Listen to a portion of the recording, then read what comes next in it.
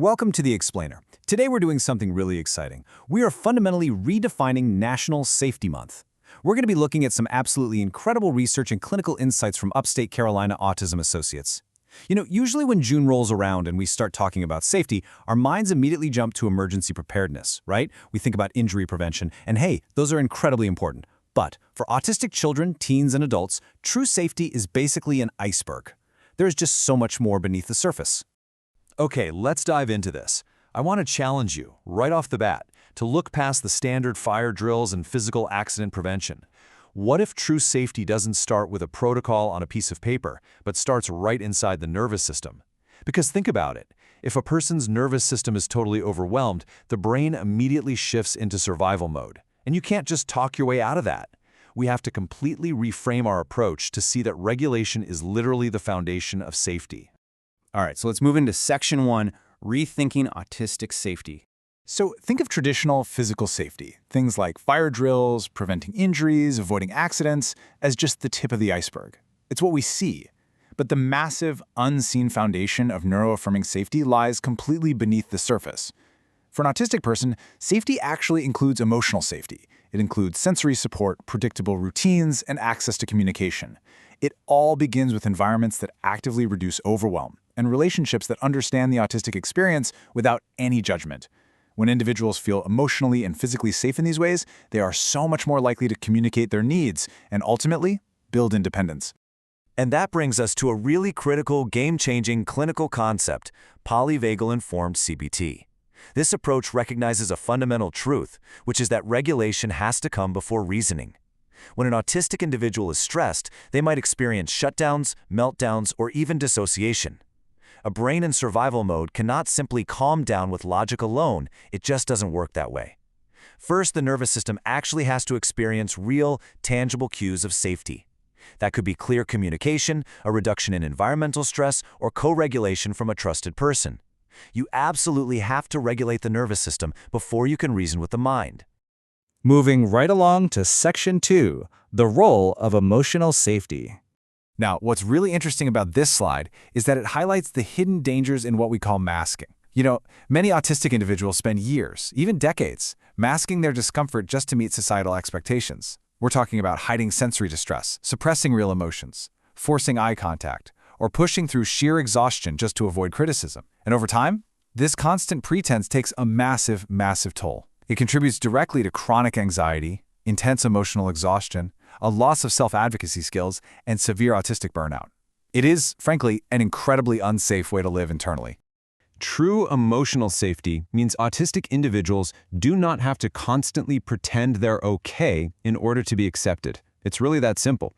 True safety allows for regulation breaks. It means using supportive language instead of shame-based correction, and it means validating someone's emotions before trying to problem-solve for them. By honoring these exact needs, we build profound trust and create real nervous system stability. All right, Section 3, Sensory and Executive Functioning. Executive functioning plays such a major role in everyday safety. Let's look at some real-world examples here. When someone struggles with multi-step instructions, a simple checklist becomes a literal bridge to safety. When there's difficulty transitioning during a sudden emergency, having a visual emergency plan can absolutely save a life. Instead of looking at an autistic person who is struggling and just assuming, oh, they aren't trying, a neuroaffirming approach hits the pause button and asks, okay, what support makes this situation safer and more accessible for them? We also have to recognize that sensory safety is real safety. Think about unintentionally overwhelming environments. The bright lights, loud noises, crowded waiting rooms, unpredictable schedules. These things push the nervous system straight into overload. And here's why this matters so much for National Safety Month. Sensory overwhelm directly impacts attention, it impacts decision-making, and it even impacts physical coordination. You simply cannot stay physically safe if your environment is actively impairing your ability to process information. Creating sensory safe spaces, like offering noise reduction headphones or setting up quiet recovery areas, reduces this distress significantly. Let's pivot now to Section 4, Practical Tips for Families. And this brilliantly illustrates the clear path forward. Families can take these 5 neuroaffirming steps right now. Number 1, create visual safety plans for things like medical visits or severe weather. 2, practice calming strategies during regulated moments, not just when a crisis hits. 3. Identify safe spaces and trusted adults ahead of time. 4. Build predictability using calendars or transition warnings because predictability drastically reduces nervous system stress. And 5. Support recovery. Taking the time to rest and process emotions after feeling overwhelmed is not avoidance. It is absolutely essential for preventing burnout. Tasha Rollins, who is the clinical director at Upstate Carolina Autism Associates, frames it so perfectly. She says, "Safety is not about control. It is about helping autistic individuals feel supported enough to participate, communicate, and recover from stress." I love that. It perfectly captures the empathetic shift we all need to make. Genuine safety empowers the individual to actually thrive rather than just restricting them to keep them out of harm's way. And finally, Section 5. Building safe communities. Because community connection is a massive part of safety. When autistic individuals feel truly accepted, their emotional well-being improves and isolation decreases. A perfect example of this in action is UCAA's upcoming NeuroConnect event on June 4, 2026. This is an event designed specifically to help autistic individuals, their families, and community members build meaningful connections in a welcoming, highly neuroaffirming environment. It directly combats the social isolation that so many people face every single day. Look, to make our communities genuinely safer, we need systems that understand regulation before behavior. Upstate Carolina Autism Associates bridges this exact gap with comprehensive care. They offer everything from Polyvagal-informed CBT and emotional regulation right through to executive functioning and caregiver support.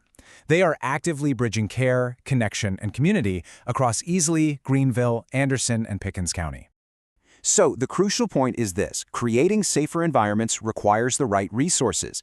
If your family is seeking autism-informed mental health support in upstate South Carolina, please know that resources are available at upstatecarolinaautismassociates.com, or you can just call or text their office. Their mission goes way, way beyond just symptom management. It's all about building sustainable, lifelong well-being. I want to leave you with a final, provocative thought. What support would make your own community safer and more accessible for autistic individuals? Because true inclusion creates safer communities, but it requires every single one of us to understand that safety means so much more than just preventing physical accidents. Think about the sensory environments around you, the emotional expectations we put on people, and the daily routines in your own community. What is one neuroaffirming change you could advocate for today? Thank you so much for joining me on this explainer, and as always, keep learning.